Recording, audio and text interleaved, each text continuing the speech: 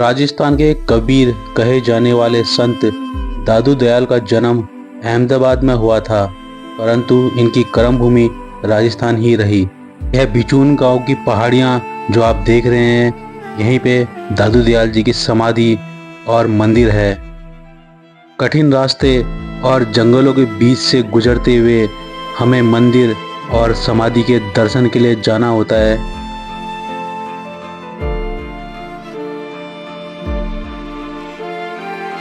जय श्री राम दोस्तों, आज आपको मैं ऐसे संत की समाधि पर लेके जा रहा हूँ जहाँ मिलता है एक अजीब सा सुकून और शांति, जो है बैराणा धाम।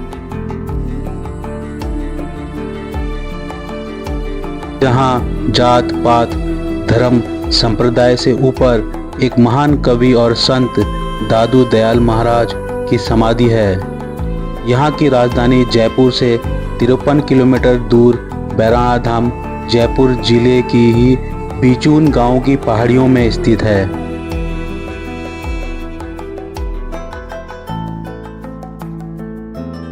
स्वामी दादू दयाल की जन्म कथा ठीक वैसे ही लोक प्रचलित है जैसे कि कबीर की जन्म कथा।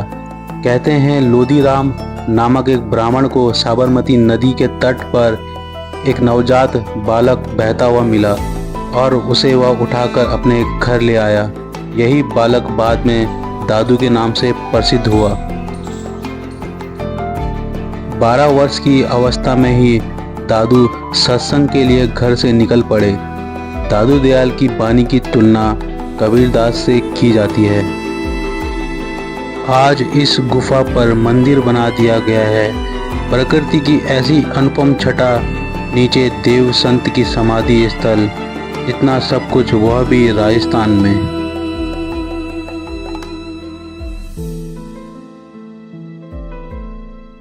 ये दोस्तों, अब चलते हैं दादू दयाल जी के मंदिर की तरफ।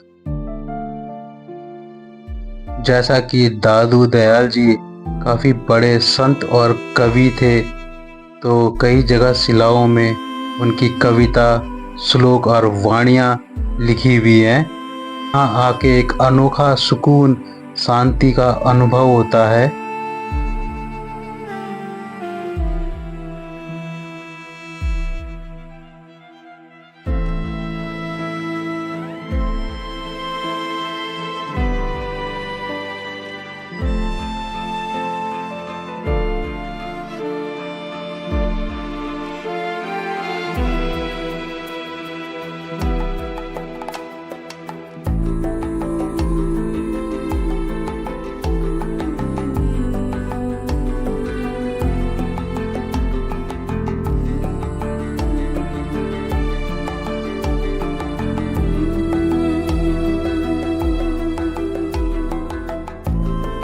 मंदिर के ऊपर ही है वो गुफा जहाँ पे दादू दयाल जी विलीन हो गए थे और यहीं से देवलोक गए थे।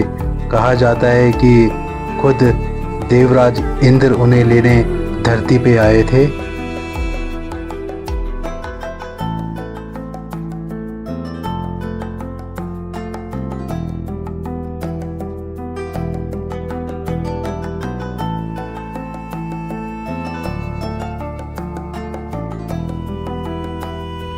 हेलो दोस्तों, नमस्कार। मैं आप सभी को बताना चाहता हूं कि आज हम लोग कहां आए हुए हैं और क्यों आए हुए हैं।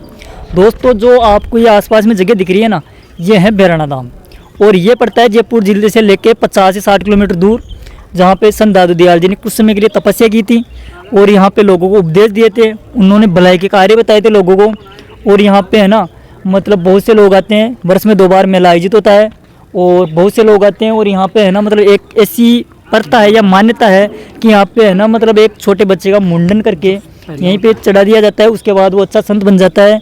और मैं आपको बताऊं, यहाँ पे ऐसी जगह है, मैं आपको लेके चल रहा हूँ। जो आपको ये दिख रहा है ना मंदिर, ये जो मंदिर दिख रहा है ना आपको, यहाँ से देखो, ये सीढ़ियाँ दिखाओ, जो सीढ़ियाँ जा रही है ना, यहाँ पे क्या हुआ था, मतलब दादू दयाल जी का जो देहांत हुआ था वो आता नरेना, जहाँ पे मतलब दादू संप्रदाय की प्रधान पीठ है। यहाँ पे दादू दयाल जी कुछ समय के लिए रहते और बाद में दादू दयाल जी के शव को यहाँ पे लाके मतलब दादू संप्रदाय में एक ऐसी मान्यता है कि मतलब मरने के बाद भी सब किसी ना किसी के काम आना चाहिए। तो दादू संप्रदाय में ऐसे है कि मतलब सबको ऐसे छोड़ दिया जाता है जानवरों को खाने के लिए। और आसपास में सबसे अच्छी जगह थी जहाँ पे पहले बहुत जानवर रहते थे यहाँ पे, जैसे बगेरा, चीता, नीलगाय, बहुत जरक। तो यहाँ पे दादू दयाल जी सबको लाकर छोड़ा गया था। उसके बाद क्या हुआ था, मतलब यहाँ पे एक मंदिर बना दिया गया और यहाँ पे इस मंदिर में है ना वो जूम कर दो हाँ, उसको। और बहुत ही अच्छी जगह है आपको देखने को मिलेगी। इसके पास से अच्छी बरसात होती है तब पानी बहता है। और मतलब यहाँ पे आपको क्या बताऊँ, बहुत कुछ होता है। और यहाँ पे नीचे एक कुंड बना हुआ है, बहुत कुछ अच्छी व्यवस्था है रहने के लिए, देखने के लिए। राजस्थान बहुत अच्छी जगह तो यहाँ पे कौन शिष्य बने थे, कितनी उम्र में यहाँ पे? मतलब शिष्य जो बन यार जाते हैं। उम्र के अनुसार चढ़ा दिया जाता है। जैसे मान लो समझदार हो जाए, खुद खाना पीना सीख जाए, उसके बाद 5 साल मतलब खुद तो अभी बोलना तक सीख जाए। कितने सबसे छोटा जो है वो कितने उम्र ये में तो जो आया? पर्सनल चीज़ें होती है बताई नहीं जाती। अच्छा चलिए ठीक है, बहुत अच्छा लगा आपसे बात करके।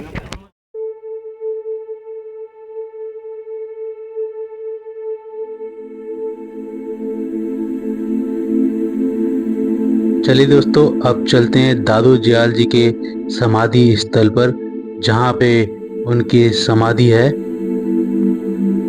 सन 1603 में जब दादू दयाल जी ने देह को त्यागा तो इसी स्थान पर उन्हें लाया गया।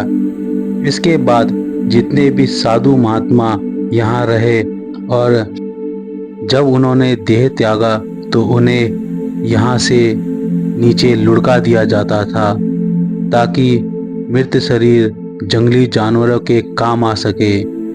यहाँ संत दादू दयाल जी की समाधि है। दादू दयाल जी चाहते थे कि उनके शरीर को मरने के पश्चात ना तो जलाया जाए और ना ही दफनाया जाए, बल्कि जंगली जानवरों के लिए छोड़ दिया जाए ताकि किसी भूखे जीव का पेट भर सके। उनके शिष्य जब उनको देवलोक गमन हो गया सन 1603 में, तो यहाँ उन्हें लाया गया और उनका मूल स्थान जो था वो है नरेना धाम।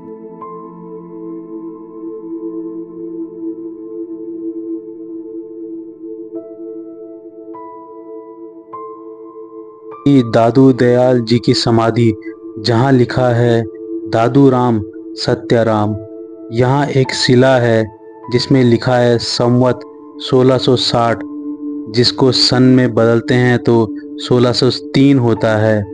भवन के अंदर प्रकाश कम होने की वजह से अंधेरा था, लेकिन यहाँ पर दादू दयाल जी की समाधि, पद चिन्ह और दिव्य ज्योति हमेशा जलती रहती है।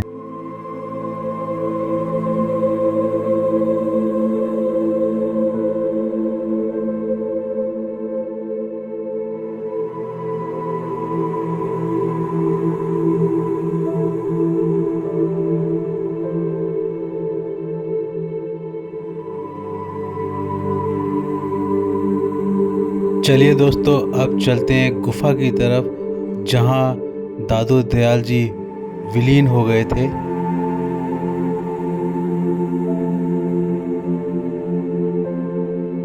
लोगों की आंखें खुली की खुली रह गई जब देवदूत पालकी में उनके गुरुजी को देवलोक ले जा रहे थे, और देखते ही देखते पालकी गुफा में समा गई, जहां संत की मौजूदगी का आभास आज भी इस गुफा में होता है।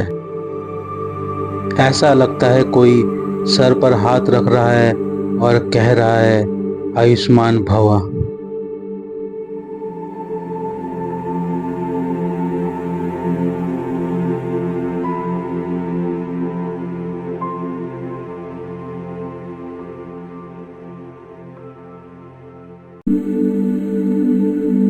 गुफा से नीचे का जो नज़ारा है काफ़ी सुंदर लगता है, और यहाँ से आपको सांभर झील जो है वो पूरी साफ साफ दिखाई देती है। चलिए दोस्तों, आज की ये वीडियो यहीं पे फिनिश करते हैं। वीडियो कैसी लगी कमेंट करके ज़रूर बताएं। वीडियो पसंद आई तो लाइक, शेयर और मेरे चैनल को सब्सक्राइब करके बेल आइकन भी दबा दें ताकि आपको आने वाली जो वीडियोज़ है वो अपडेट आती रहे आपके पास। मिलते हैं फिर दोस्तों नेक्स्ट वीडियो में, तब तक के लिए टेक केयर, बाय बाय।